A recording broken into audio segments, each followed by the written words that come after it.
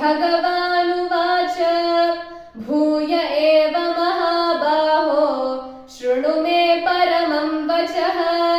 यत्तेऽहं प्रीयमाणाय वक्ष्यामि हितकाम्यया न मे विदुः सुरगणाः प्रभवं न महर्षयः अहमादिर्हि देवानां महर्षीणां च सर्वशः यो मामजमनादिं च वेत्ति लोकमहेश्वरम् असम्मूढः समर्थ्येषु सर्वपापैः प्रमुच्यते बुद्धिर्ज्ञानमसम्मोहः क्षमा सत्यं दमः शमः सुखं दुःखं भवो भावः भयं चाभयमेव च अहिंसा समता तुष्टिः तपोदानं यशो यशः भवन्ति भावा भूतानां मत्त एव पृथग्विधाः महर्षयः सप्त पूर्वे चत्वारो मनवस्तथा मद्भावा मानसा जाताः येषां लोक इमाः प्रजाः एतां विभूतिं योगं च मम यो वेत्ति तत्त्वतः सोऽविकम्पेन योगेन युज्यते नात्र संशयः अहं सर्वस्य प्रभवः मत्तः सर्वं प्रवर्तते इति मत्वा भजन्ते मां बुधा भावसमन्विताः मच्चित्ता मद्गतप्राणाः बोधयन्तः परस्परं कथयन्तश्च मां नित्यं तुष्यन्ति च रमन्ति च तेषां सततयुक्तानां भजतां प्रीतिपूर्वकं ददामि बुद्धियोगं तं येन मामुपयान्ति ते तेषामेवानुकम्पार्थम् अहमज्ञानजं तमः नाशयाम्यात्मभावस्थः ज्ञानदीपेन भास्वत अर्जुन उवाच परं ब्रह्म परं धाम पवित्रं परमं भवान् पुरुषं शाश्वतं दिव्यम् आदिदेवमजं विभुम् आहुस्त्वां ऋषयः सर्वे देवर्षिर्नारदस्तथा असितो देवलो व्यासः स्वयं चैव ब्रवीषि मे सर्वमेतद्धृतं मन्ये यन्मां वदसि केशव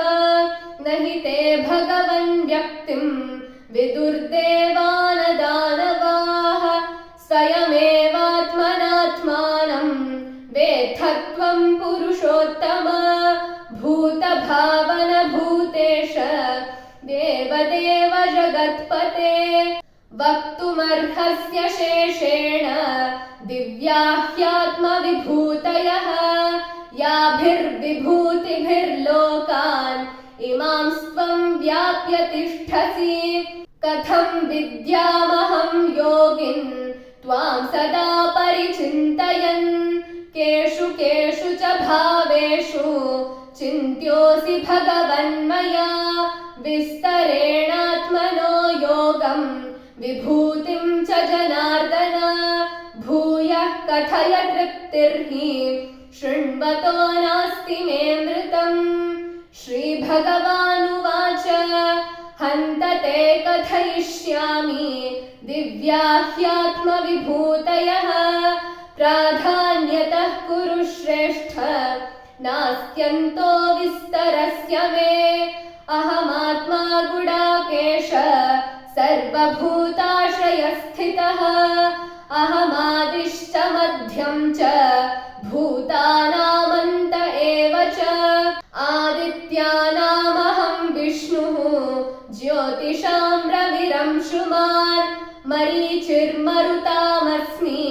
नक्षत्राणामहं शशि वेदानां सामवेदोऽस्मि देवानामस्मि वासवः इन्द्रियाणां मनश्चास्मि भूतानामस्मि चेतना रुद्राणां चास्मि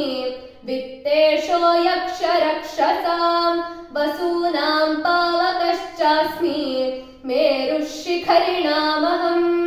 पुरोधसां च मुख्यं मां विद्धि पार्थ बृहस्पतिम् सेनानीनामहं स्कन्दः सरसामस्मि सागरः महर्षीणां भृगुरहं गिरामस्म्यैकमक्षरम् यज्ञानां जपयज्ञोऽस्मि स्थावराणां हिमालयः अश्वत्थः सर्ववृक्षाणां देवर्षीणां च नारदः गन्धर्वाणां चित्ररथः सिद्धानां कपिलो मुनिः उच्चैः श्रवसमश्वानां विद्धि माममृतोद्भवम् ऐरावतं गजेन्द्राणां नराणां च नराधिपम् आयुधानामहं वज्रं धेनूनामस्मि कामधुक् प्रजनश्चास्मि कन्दर्पः सर्पाणामस्मि वासुकिः अनन्तश्चास्मि नागानां वरुणो यादसामहम्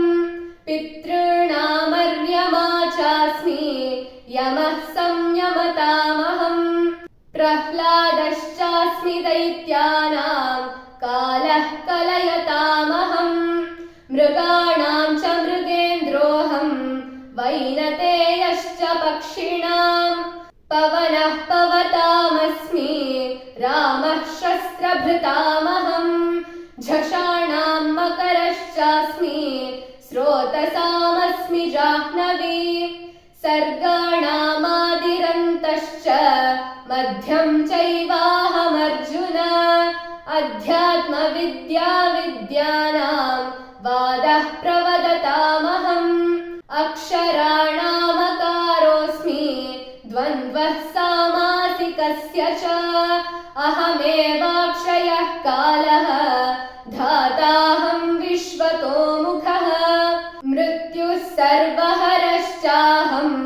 उद्भवश्च भविष्यताम् कीर्तिः श्रीर्वाक् च नारीणां स्मृतिर्मेधा धृतिक्षमा बृहत्साम तथा साम्नां गायत्री छन्दसामहम् मासानां मार्गशीर्षोऽहम् ऋतूनां कुसुमाकरः द्यूतं छलयतामस्मि तेजस्तेजस्विनामहम् जयोऽस्मि व्यवसायोऽस्मि सत्त्वं सत्त्ववतामहम् वृष्णीनां वासुदेवोऽस्मि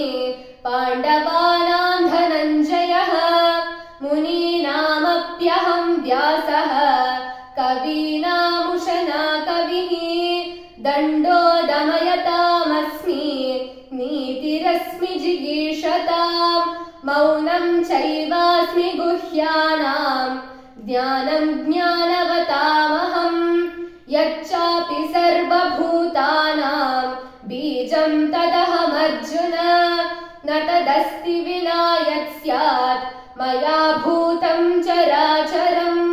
नान्तोऽस्ति मम दिव्यानां विभूतीनां परन्तप एष तूद्देशतः प्रोक्तः विभूतेर्विस्तरो मया यद्यद्विभूतिमत्सत्त्वं श्रीमदूर्जितमेव वा तत्तदेवावगच्छत्वं मम तेजोंश्च सम्भवम् अथवा बहुनैतेन किं ज्ञातेन तवार्जुन विष्टभ्याहमिदं कृत्स्नम्